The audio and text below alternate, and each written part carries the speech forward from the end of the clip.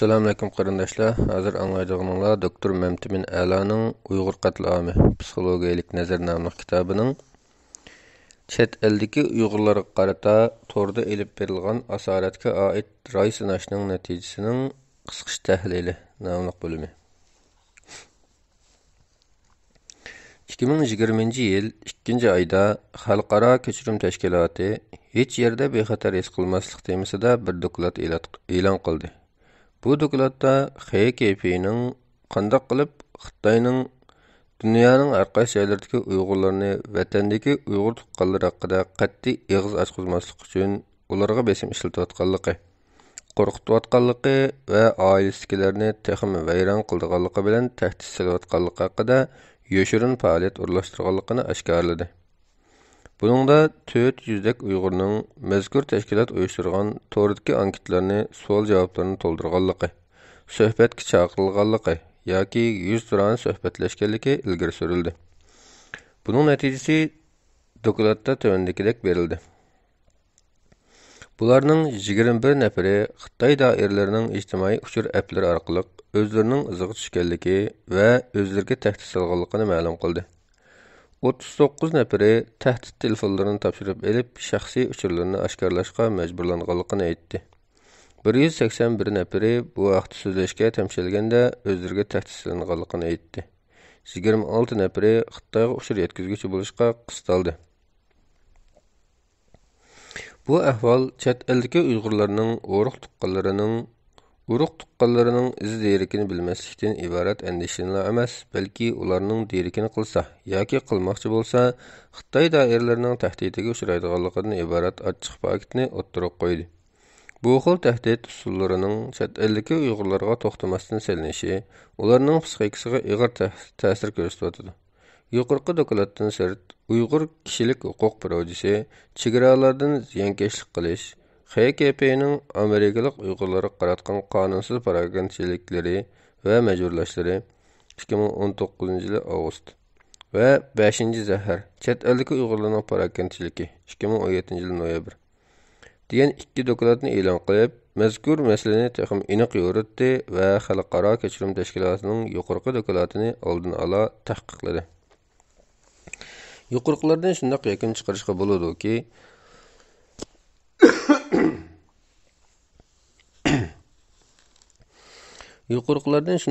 chiqarishga bo'ladiki, Xitoy Sharqiy Turkistonda Uyg'urlarga qaratilgan keng ko'lamli qatliamni jiddiy elib berib qolmay, bu qatliamning chet elga oshkorlanib ketmasligi uchun barliq qattiq yumshoq vositalarni ishga solyapti. Vatandagi Uyg'urlar g'oyat zo'r qo'rqinch va andishida odam paraz qilg'usiz psixik masalalarga uchrab qolmasdan, balki yana chet eldagi Uyg'urlarmi ularning derkini ola olmaslik, ulardan ayrilib qolish va ular uchun tuzuk bir ish qilib berolmaslikdek gunoh tuyg'ulari ichida intayin jiddiy qarashga tegishlik psixik bo'hronga duch kelyapti. Chet eldagi Uyg'urlarning boshiga kelgan bu psixik masalalarning ularning orasidagi tarqalishi va darajasini dastlabki qadamda tushunish maqsadida men 2020-yil oktyabrda Twitterda bir ro'y sinash faoliyati olib bordim. Bu chet eldagi Uyg'urlar orasida 2017-yildan tortib Xitoy hukumati tomonidan Sharqiy Turkistonda olib berilayotgan qatliam va buningdan kelib chiqqan kollektiv asoratning ta'sirlari haqida olib berilgan tunji ro'y sinashdir.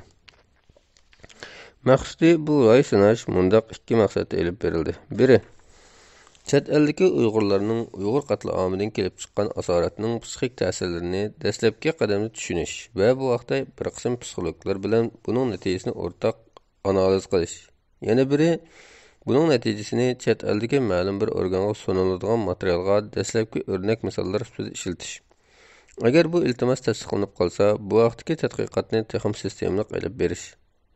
Metodologiyasi buningda ushbu qatlamdan kelib chiqqan keyingi asoratlik stress qalanqanchiligi kasiqning nuqtaliq tashkildi.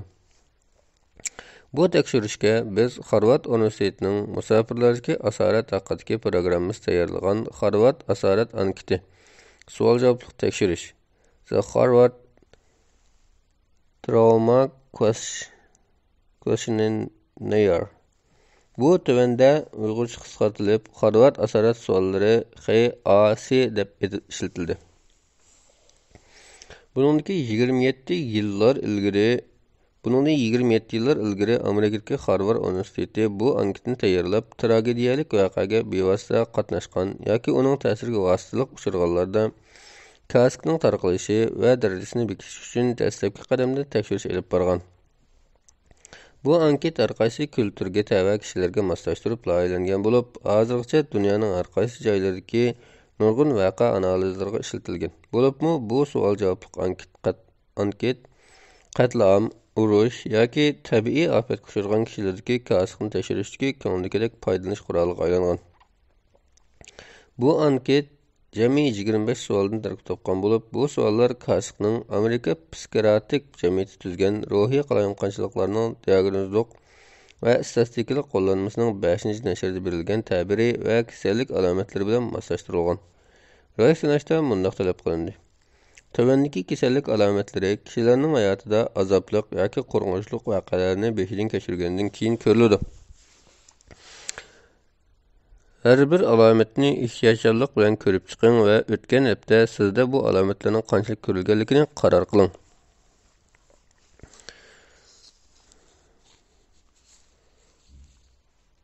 Anlayotgan qarindoshlarim, sinab baxsanglar bo'ldi bu 25 savolning javob berishni. Birinci, eng azobli yoki qo'rqinchli voqealar haqidagi qayta takrorlangan o'ylar yoki eslimalar. Ikkinchi, xuddi bundaq voqea yana qayta yuz berayotgandek his qilish. Uchinchi, qayta takrorlangan qara besishlar. To'rtinchi, kishilardan yiroqlashib yoki ayrilib ketgandek his qilish. Beshinchi, hissiyotlarni his qila olmaslik. Oltinchi, aromsizlanish, osonla hayron qilish. Yettinchi, diqqatini yig'ishda qiynalish. Sakkizinchi, uxlashda qiynalish. To'qqizinchi, o'zini ziyoda hushyor va ehtiyotchan his qilish. 10. O'zini terikkak his qilish yoki oson achchiqlanish. 11. O'zini asoratlik yoki azobli voqeani eskartadigan faoliyatlardan qochirish. 12. Eng azobli yoki asoratli voqealarning ma'lum qismlarini eslay olmaslik. 13. Kundalik faoliyatlarga bo'lgan qiziqishi ojizlab ketish. 14. Xuddi o'zining kelgusi yo'qdek his qilish. 15. Asoratlik yoki azobli voqealarga munosabatli o'ylardan yoki hissiyotlardan o'zini qochirish. 16. Eng azobli yoki asoratli voqealar eskartilsa, uningga tuyuqsiz hissiy yoki fizikalik inkas qaytarish. 17. Dunyoni nihoyat xatarlik deb his qilish. 18. O'zini nachar odam deb his qilish. 19. O'zini asoratli voqea uchun ayblash. 20. Asoratli voqeani o'ylaganda qattiq qo'rqinch, vahima, g'azablanish, gunoh yoki nomus his qilish. 21. Muhabbat yoki xushonlikni his qilishda qiynalish. 22. O'zini yoki boshqalarni zaxmlantiradigan xatarga tavakkul qilish. 23. O'zini asoratli voqeadan ziyonkashlikka uchrab kelgan deb his qilish. 24. Xuddi bir narsa o'ziga asoratli voqeani eslatigandek, lekin uni xuddi tushga o'xshash o'ziga yuz bermagandek va yoki uni real emasdek his qilish. 25. Atrofidagi odamlar yoki obyektlarni g'alati yoki real emasdek his qilish. Bu savol javoblik anketning bir ortiqchiligi shuki, yakka shaxslar bu orqali o'zining asoratli ahvolining qanchalik darajada ekanligini bu savollarga javob berish yoki javoblarni oldin ola berilgan numaralar orqali tekshira oladi. Agar natija normallik darajasini ortib ketsa, javob berishning cho'qim psixologiya maslahatchisi ko'rinishi tavsiya qilinadi. Keyingi asoratli stress qalayonqonchilikni tekshirishdagi numar qo'yish usuli tovandagicha. Birinchisi, har bir javobga tavandagidek numar berildi. 1. Hergiz undaq emas desa 1 numar. Bakla az degan bo'lsa 2 numar. Bir az degan bo'lsa 3 numar. Haddidan ziyoda ko'p bo'lsa 4 numar. İkincisi, oldi bilan berilgan numaralarning yig'indisini toping. Ondan uni javob berilgan savollarning yig'indisiga bo'ling. Bunun neticesinin dairesi 1'den 4 boludu. Buningda bir normallikni 4 favqulodda normalsizlikni bildirdi. Agar natija 2,5ga teng yoki uningdan yuqori bo'lsa, bu musibat chiqqan bo'ladi, ham psixologik ko'rinish tavsiya qilinadi. Masalan, agar bu 25 savoldan 23 savolga javob bersangiz va buning ichida 15 savolga 2, 5 savolga 3 va 3 savolga 4 numar bersangiz, u holda sizningki o'ttirish numaringiz 15 ko'paytirilgan 2 qo'shilgan 5 ko'paytirilgan 3 qo'shilgan 3 ko'paytirilgan 4 jami 57. Buni 23 savol javob berganligingiz uchun 23 ga bo'lib etsak 2,147. Bu natija 2,5 ga bekli yaqin natijadir. Shunga o'zingizni yana birer 2 hafta kuzatib beqing. Agar o'xshash psixik alomatlar takrorlansa va hatto og'irlashgandek his qilinsa, yanala psixologik ko'rinishingiz tavsiya qilinadi. Bu rayga jami 223 odam javob qaytardi. Bularning ichida 45 odam faqat BO ushurini tamomlab, XAC qismini va qo'shimcha savollarni tamomlamadi. 178 odam ham BO ushur ham XAG ni to'liq tamomladi. Bularning ichidagi 13 odam 25 savoldan biriga javob bermadi. Bunun bilan mazkur rayga to'liq javob berganlarning soni 165 bo'ldi. Yig'ilgan biologiyalik ushurlar tövendeki türlerge bölündü. 1. Cinsi, 2. Devleti, 3. Yeşi, 4. Maarif seviyesi. Qabul qilingan usullar chet eldagi Uyg'urlar orasidagi kasık alomatlarining chet eldagi Uyg'urlardagi tarqalish ahvolini tekshirish uchun analiz qilindi. Gerçi savollarda qatnashchilarning Uyg'ur yoki emasligini tekshirishni maqsad qilgan hech qanday bir savol berilmagan bo'lsa-mu, bütün raysinash Uyg'ur tilida elib berilganlik uchun ularning Uyg'ur bo'lishidek bir qiyos oldin ola o'ylashildi. Agar qatnashchi Uyg'ur tiliga puxta bo'lmasa, Uyg'ur tilida berilgan ushbu raysinashning maqsadi, metodi, uning savollarini tushunishi va ularga muvofiq javob bera olishi ta'sir to'xtaydi deb qaraldi. Raysinashga qaytarilgan javoblarning hammasi nomsiz yig'ildi. Qatnashchilarning kasbga kiribtar bo'lganligini aniqlash uchun her bir shaxsning javoblari ayrim-ayrim tekshirildi hamda oxirida ularning javoblarining nomerlari yuqorqi usul bo'yicha qaytilib, ondan ular javob bergan savollarning javob soniga bo'litildi. Hamda mushu orqali oxirgi natijaga erishildi. Agar oxirgi natija suv bo'lgich 2,15 va undan yuqori bo'lsa, u shaxsga kasb bor deb qaraldi. Natijalar tövendeki javoblovchilarning BO usullarining umumiy natijasidir. Bu natijalar ularning jinsi ayrimsi, maarif seviyesi, davlat tavalliki va yosh doirasi bo'yicha chiqarildi. Shuningga diqqat qilinish kerakki, javoblovchilarning ko'p qismi, ya'ni %52% universitet maarif seviyesiga ega. Shundaqla javoblovchilarning ko'p qismi Turkiyada, ya'ni 39% Turkiyada. Umuman aytganda, javoblovchilarning yarmida kasb alomatlarini ko'rsatgan natijalar bor. Ya'ni 147% kishida kasb alomati bor. Buning o'ttirchi sonini 2,144 bo'lib, kasbni bildirgich suv bo'lgich son 2,15 dan ozroq tuvan turadi. Buning ichida 2 yosh guruhining bu ray orqali kasb alomatlarini ifodalashi ko'rinarli bo'lgan. Ya'ni 18-25 yosh orasidagi guruh. Bu alomatlarni grupininki nisbati %57% ve 45-55 yaş arasındaki grupininki %66%. Bu iki grupinin o'rta natijasi 2,15 dan yuqori bo'lib, ayrim holda 2,161 ve 2,162'dir. Bu gruplar ichida kasbning tarqalishining eng to'ng guruhi 35-45 yaş arasındaki grupi bo'lib, 30%-40%dir. Bu natija shuni ko'rsatadiki, Uyg'ur diasporasida kollektiv asorat mavjuddir.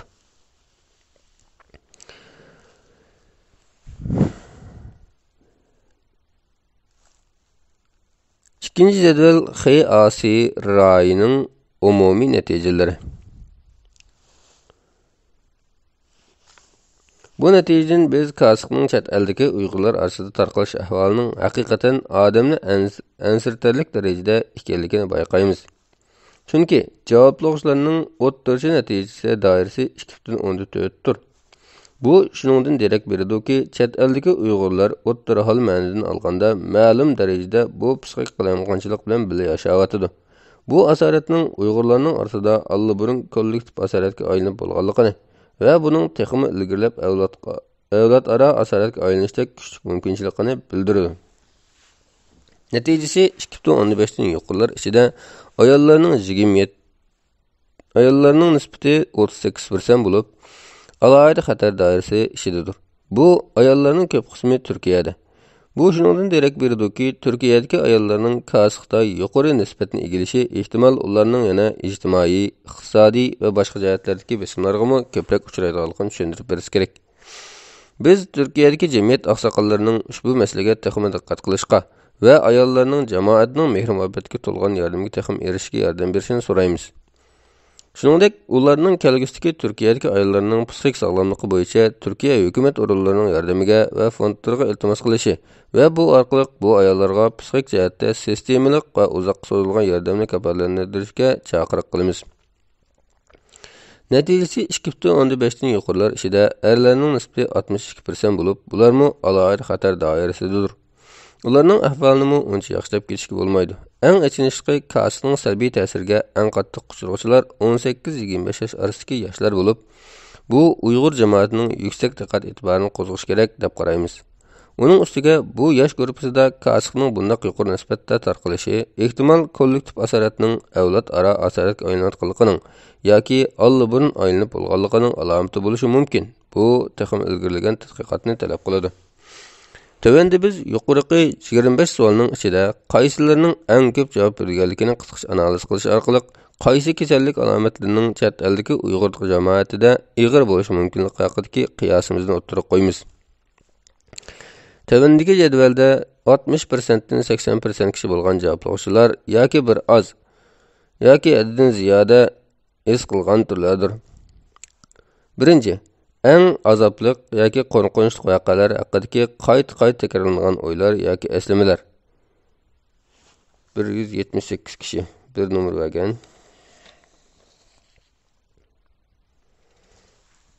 Bir nomer emas, birinchi savolga.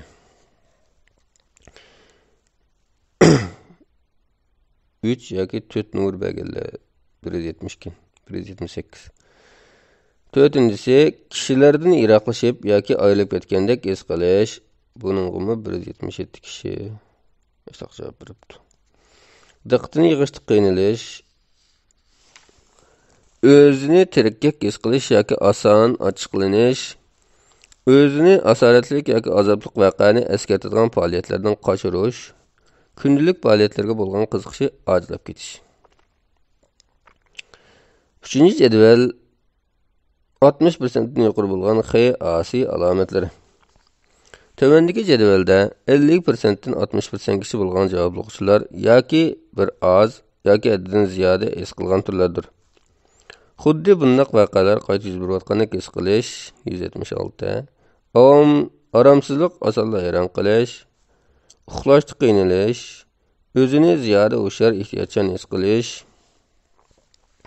xuddi o'zining kelgusi yo'qdek his qilish, asoratlik yoki azobli voqealarga munosabatli o'ylardan yoki hissiyotlardan o'zini qochirish, eng azobli yoki asoratli voqealar eskartilsa, uningga tuyuqsiz hissiy yoki fizikal inkas qaytarish, asoratli voqeani o'ylaganda qattiq qo'rqinch, vahima, g'azablanish, gunoh yoki nomus his qilish, o'zini asoratli voqeadan ziyonkashlikka uchrab kelgan deb his qilish.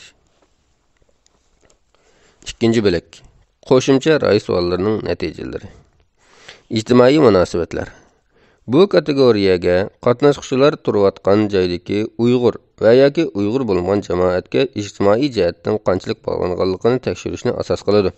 Bu orqali bu qatlamning ularning ijtimoiy hayotiga qanchalik ta'sir ko'rsatganligini tekshiradi. Bu kategoriyada jami 5 tanlash savoli bo'lib, ular tovandikicha. Sizning Uyg'ur bo'lishingiz sizga qanchalik muhim? Bek muhim, hech qancha muhim emas, bek muhim emas. Ikkinchi savol, siz o'zingiz turayotgan joydagi Uyg'ur jamoati bilan qanchalik aralashasiz? Bek aralashaman, ba'zida aralashaman, faqat aralashmayman. 3-savol. Siz o'zingiz turayotgan joydagi Uyg'ur bo'lmaganlar bilanmi aralashamsiz? Bek aralashiman, ba'zida aralashiman, faqat aralashmayman. Siz kundalik turmushingizda Uyg'ur kulturini qanchalik namoyon qilasiz? Bek namoyon qilaman, ba'zida namoyon qilaman, faqat namoyon qilmayman. 5-savol. Siz turayotgan davlatdagi Uyg'ur jamoatining kelgusidan umidvormisiz? Butunlay umidvor, ba'zida umidvor, faqat umidvor emas. Natijalar analizi. Boshqa jamoatlarga o'xshash, chet eldagi Uyg'ur jamoatimi bu ray orqali o'zining jamoat hayotining muqimligiga bo'lgan qarashlarini o'ttirib qo'ydi. 95,45% qatnashchilarning 79,55% jamoat hayotining o'zlari uchun nihoyat muhimligini aytdi. Buningdan ularning kollektiv asoratning ta'siri ostida qanday qilib uni yengishda kollektiv hayotga tayinayotganligini va ularning Uyg'ur bo'lishi elib kelgan turli xiraslarga o'rtaq qarshi turayotganligini tushunishga bo'ladi. Ularning ko'p qismi atrofidagi Uyg'ur jamoati bilan aloqalashadiganligi yoki ozroq aralashadiganligini tanlagan bo'lib, 74,85% ni tashkil qiladi.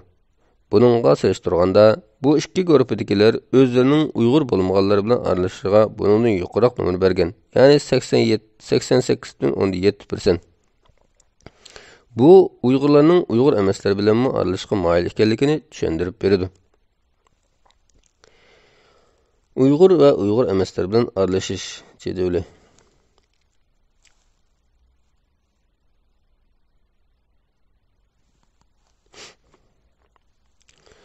Qatnashchilarning ko'p qismi, ya'ni 75,14% Uyg'ur kulturini kundalik turmushida namoyon qildiganligi yoki bek az namoyon qildiganligini tanlagan. Bu shuni tushuntirib beradiki, Uyg'urlar o'zlarining vatanida vayron qilinayotgan kulturini chet elda zo'r kuch bilan namoyon qilyotidi va bu ehtimol ularning kulturini saqlab qolishining muhimligiga bo'lgan onglik tonishining inkosi bo'lishi mumkin. Qatnashchilarning ko'p qismi o'zi turayotgan Uyg'ur jamoatining kelgusidan yoki umidvor emas 57% yoki bir oz umidvorlikni ifodalagan. Faqat 9% kishilar buningdan butunlay umidvorlikni ifodalagan. Bu Uyg'urlarning o'zlarining chet elda bir jamoat sifatida saqlanib qolishiga qarata umidsizligining yo'qligini tushuntirib berdi. Bu nuqta yana XAC'ning 14-savolida gavdalanadi. Kelgusi yo'qdek his qilish %56%. Bu natija chet eldagi Uyg'urlarning kelgusida saqlanib qolishiga qarata umidining to'g'ri bo'lishi sababli avlod aro asoratni bartaraf qilishda qiynalganligini ko'rsatib berdi. Shundan bilan bir vaqtda u ota-onalarning bolalarini Uyg'ur kulturi bo'yicha tarbiyalashni muhim bir vazifa sifatida tutishining to'g'ri bo'lganligini bishorat berdi. Bulardan shunday qiyosiy xulosa chiqarishga bo'ladiki, Uyg'urlarning chet elda saqlanib qolishi og'ir xiraslikdir. Shaxsiy bexatarlik. Bu kategoriya bu qatimliq qatlamning qatnashchilarining shaxsiy bexatarligiga qarata qanchalik ta'sir ko'rsatganligini tekshirishni maqsad qiladi. Buni aniqlash uchun qatnashchilardan tavandagi savollar so'raldi. 1. Umuman aytganda, o'zingizni turayotgan davlatingizda bexatar his qilamsiz? A. Tamoman bexatar his qilaman. B. Bexatar his qilaman. C. Bexatar his qilman. Ba'zi bexatar his qilaman. D. O'zimni faqat bexatar his qilmayman. 2. savol. Vatandagi oila tabiatlaringizning bexatarligidan ansiramsiz? A. Qattiq ansirayman. B. Ansirayman. C. Bir oz ansirayman. D. Faqat ansiramayman. 3. savol. Xitoy doiralari sizni avar qilib, qo'rqitib siz bilan aloqalashamdi? A. Ko'p aloqalashadi. B. Aloqalashadi. C. Ba'zi aloqalashadi. D. Faqat aloqalashmaydi. 4. savol. Agar Xitoy doiralari siz bilan aloqalashib, sizni avar qilsa, buni yerlik soqchi idorasi yoki boshqalarga ma'lum qilamsiz? A. Hammani ma'lum qilaman. B.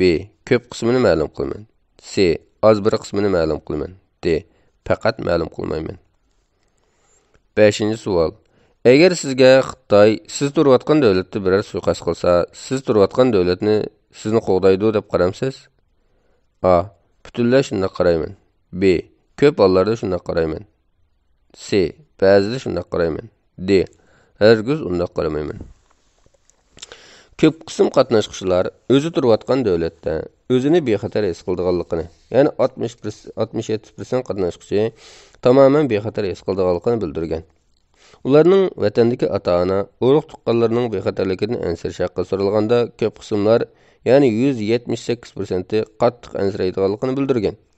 Bu natija yana bir jihatdan XAS'ning 6-savoliga, ya'ni aramsizlanish va asalla hayron qilish javob berganlarning ichida xeyli ko'p sondagilarning andish hissiyatlarida bo'lishidimi aks etgan, ya'ni 150%. Buningdan biz vatandagi ata-onalarning omonligini ansirash, bir qism qatnashchilarda ansirash ro'yxatining bo'lishining sababi bo'lishi mumkin deb qiyos qila olamiz.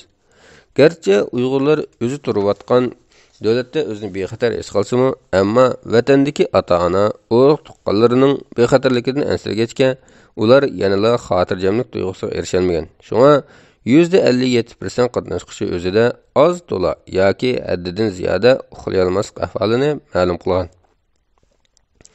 Qatnashqchilarning 41% Xitoy doiralarining o'zi bilan ba'zida yoki ko'p aloqalashganligini aytgan. Xalqaro kechirim tashkilotining yuqorqi dokladidami bu hodisaning xeyli keng ko'lamlik hodisa ekanligi ilgari surilgan. Bu ikki natija bir-birini muayyanlashtirdi. 55% qatnashchilar agar Xitoy doiralari ular bilan aloqalashsa, yerlik hukumatga hammani ma'lum qilganligini bildirgan. Ammo qolgan 45% bundaq aloqalashish haqida yoki hech nimani 124% yoki uning bir qismini 111% ma'lum qilganligini ifodalagan. Bu natija oldingi natijadagi ularning o'zi turayotgan davlatda o'zini tamoman bexatar his qilganligidek hissiyoti bilan birdaklikka ega emas. Bizning qarshimizcha ularning tamoman bexatar his qilishida yanada Xitoy doiralaridan qo'rqish va yerlik doiralarga to'liq ishonmaslikdek yoki uni avor qilmaslikdek bir yoshirin xohish bo'lishi mumkin. Bu nuqta yana tövendeki natija bilan jazmlashadi. Qatnashchilarning ko'p qismi, ya'ni 69% yerlik doiralarning Xitoyning ziyonkashlik qilishiga qarata o'zini qutqizadiganligiga ishonmaydigan chiqqan. Diniy e'tiqod. Bu kategoriya qatnashchilarning diniy e'tiqodi va faoliyatlarining bu qatlamda qanday rol o'ynayotganligini tekshirishni maqsad qiladi. Buni tekshirishda tövendeki savollar qatnashchilardan so'raldi. Birinchi savol: siz o'zingizning diniy e'tiqodiga odatda qanday qaraysiz? A. Dinga qattiq ishonaman. B. Dinga ishonaman. C. Dinga arlab ishonaman. D. Hech qanday dinga ishonmayman. Ikkinchi savol: mazkur qatlamning asoratlarini yengishda chidamchan bo'lishingizda diningizning roli bo'ldi deb qaramsiz? A. Butunlay shunday qarayman. B. Shunday qarayman. C. Ba'zida shunday qarayman. D. Hergiz unday qaramayman. Üçüncü savol. Sizningcha bu qatimliq Uyg'ur qatlami Uyg'urlarning diniy e'tiqodini vayron qilishni ko'zlaganmi? A. Butunlay shunday. B. Shunday. C. Ehtimol shunday. D. Hergiz unday emas.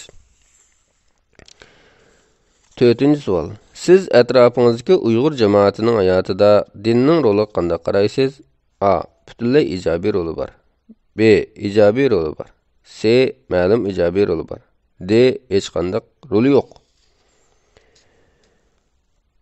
5-savol. Siz dinni bu qatlam va uningdan keyin Uyg'urlarning kelgusini qanday yaratishida muhim roli bor deb qaramsiz? A. Butunlay shunday qarayman. B. Shunday qarayman. C. Bir oz shunday qarayman. D. Hergiz unday qaramayman. Mutlaq ko'p qism qatnashchilar, ya'ni 95% o'zining diniga ishonganligini aytgan. 94% dinning Uyg'ur jamoatiga qarata ijobiy rol o'ynaydiganligiga ishonganligini bildirgan. Buni dinning Uyg'ur diasporasidagi muhimligiga bo'lgan birdaq qarash deyishga bo'ladi. Texim ildirilgan holda 80% qatnashchilarning dinning o'zining ushbu qatlamning salbiy ta'sirlarini yengishiga qarata yordam beradiganligiga ishonganligini bildirgan. 70% qatnashchilar ushbu qatlamning Uyg'urlarning islom e'tiqodini vayron qilishni maqsad qilganligini tanlagan. Bu XAS'ning 23-savolini jazmlashtirdi. O'zini asarlik voqeadan ziyonkashlikka uchrab kelgan deb his qilish. 79% qatnashchining qarashicha, din Uyg'urlarning ushbu qatlamdan keyingi kelgusini qayta qurib chiqishda muhim rol o'ynaydiganligini tanlagan. Ammo bu javob bilan Xey Asining 14-savoliga, xuddi o'zining kelgusi yo'qdek his qilishga berilgan javobga butunlay shundoq yoki oz to'la shundoq deb berilgan %57% javob bilan oz to'la birdaksizlikka. Oxirgi 3 qo'shimcha savol. Bu savollar tovandikicha. Birinchi, siz vatanda navbatda elib berilayotgan qatlamni Uyg'urlar oxirgi nafsini elayotidi deb qaramsiz? A. Butunlay shundoq qarayman. B. Shundoq qarayman. C. Shundoqroq qarayman. D. Hargiz undaq qaramayman. Ikkinchi savol. Sizningcha chet elda Uyg'urlarning uzoq muddat puttarab turishiga tövəndiki psixik holatlarning qaysisi eng muhim o'rin turadi? A. Azab yangi energiyaga aylantirish. B. Umidvorlik. C. O'ziga ishonish. D. O'zaro kuyinish. E. Sabr taqat. F. Chidamchanlik. H. O'zidan faxrlanish. Ay yuqorqilarning hech qaysi emas. 3-chi savol. Uyg'urlarning mushu qatlamdan keyin yanala o'zini vatanda ham chet elda qayta qurib chiqalaydi deb qaramsiz? A. Butunlay shundoq qarayman. B. Shundoq qarayman. C. Ba'zi shundoq qarayman. D. Hargiz undaq qaramayman. Bu oxirgi 3 savol bir-biriga bog'lanmaydi. Birinchi savolga 179% qatnashchilar shundoq deb javob bergan. Qatnashchilar shuningga ishonadiki, qatlam Uyg'urlarni kollektiv jihatdan vayron qilib tashlagan va ularning jamoati sirtqi yordamning intayin ozligi va ojizligi sababli barbod bir ahvolda. Bu intayin jiddiy bir masala bo'lib, har qaysi sohatga Uyg'urlarning keskin chora qo'llanishiga muhtojdir. Ikkinchi savolga berilgan javoblarni tövəndiki jadvaldan ko'ring. Taqobil turish strategiyalari. 3-chi savolga %70% ijobiy javob bergan. Ushbu ijobiylik biz ilgari ko'rib o'tgan Uyg'ur jamoatining kelgusiga umidsizlik bilan qarash bilan asli birdaksizlik hosil qiladi. Bu birdaksizlikning sababini shunday tushunishga bo'ladiki, qatnashchilar ehtimol o'zi biladigan konkret jamoatchilikdan cho'ng umid kutmasligi, ammo abstrakt kelgusiga qarata umidvor bo'lishi mumkin. Xulosa. Yuqorqi natijalarni ko'rganimizda javoblaguchilarning %47% o'zida kasq alomatlarining borligini ko'rsatdi. Ularning bir qismining ahvoli haqiqatan og'ir. Bu vaqtda biz bu asoratlarning haqiqiy ma'nosini va asoratlangichlariga qarata qanday qilganda umumyuzlik psixik yordam bergili bo'lish haqida jamiyatshunoslik va psixologiya nuqtasidan texim ilgirlab tekshirish kerak deb qaraymiz.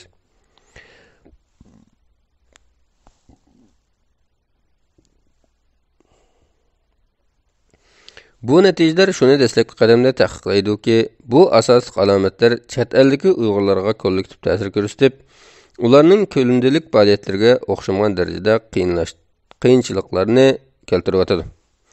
Odamni andishlantirarlik yana bir omil shuki, bio usullarga qarasak, %29% universitet va uningda yuqori ma'lumotlarning numerining 2.5% yuqorligini ko'ramiz. Bu shuningdan derak beradiki, Uyg'urlarning sarxil ziyolilari va Uyg'ur jamoatining kelgusi umidlari asoratning zarbasiga o'xshamagan nuqtadan uchrayotadi. Bo'libmi, buningda 18-25 yosh guruhidagilarining ko'p bo'lishi bizga berilgan jiddiy signal bo'lib, agar biz unumli bir harakat qo'llanmasak, ehtimol kelgusi texnik ko'p ziyolilar va o'quvchilarni bu asoratda yutirib qo'yishimiz mumkin.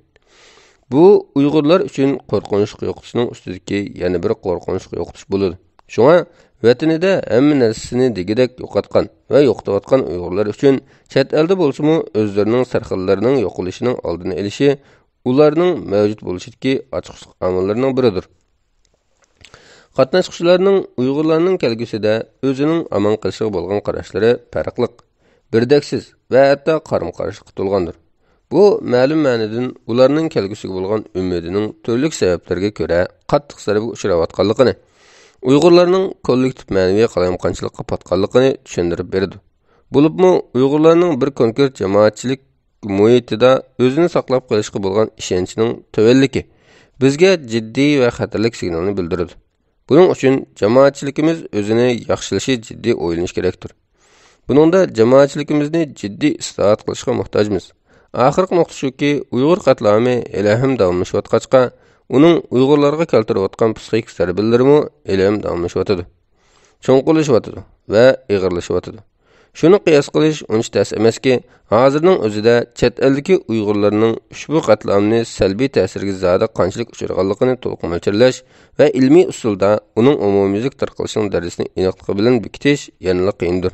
Chunki oxirlashmagan voqeaning ta'sirini bekitish to'g'ri bir natija bermaydi. Shundimi bizning bu raysinishimizdan shuni dastlabki qadamda to'liqsiz bo'lsa ham ko'rdikki, ushbu qirg'inchilik Uyg'urlarga kollektiv asorat elib kelyotidi.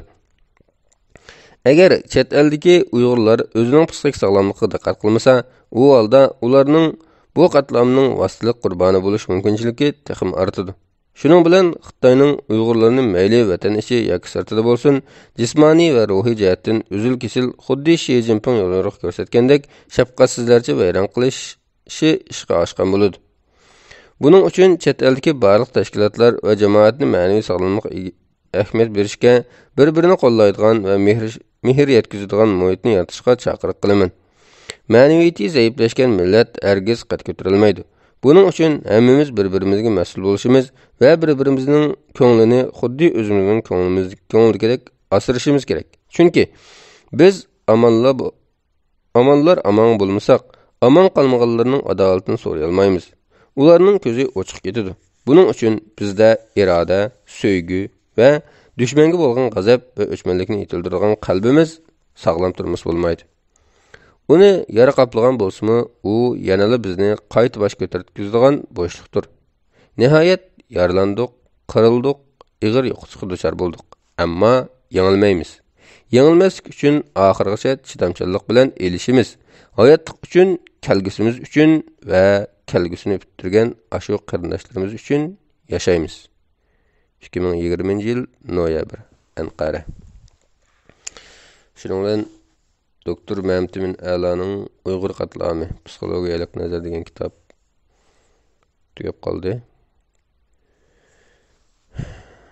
Alloh har biringlarga bu kitobdan foyda-manfaat olmani nasib qilsin.